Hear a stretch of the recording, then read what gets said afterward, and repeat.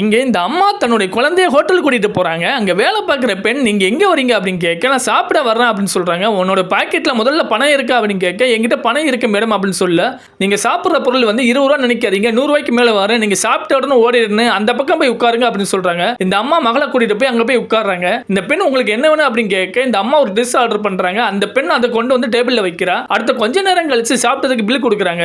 அவங்க சாப்பிட்டது ரூ. 550. இவங்க பார்த்துட்டு என்கிட்ட ரூ. 500 தான் இருக்கு, நான் அப்புறமா ரூ. 50 தர்றேன் அப்படின்னு சொல்றாங்க. நான் ஆரம்பத்திலே சொல்லதானே மேடம் செஞ்சேன், உங்ககிட்ட எவ்வளவு இருக்கோ அவளுக்கு மட்டும் சாப்பிட்டா என்ன, உங்க நிலைமைக்கு ஏற்ப நீங்க பிளாட்ஃபார்ம் கடையில சாப்பிடலாம், நீங்க ஏன் இங்க வந்தீங்க, நீங்களா மனுஷங்களா அப்படின்னு சொல்லி அவமானப்படுத்துறாங்க.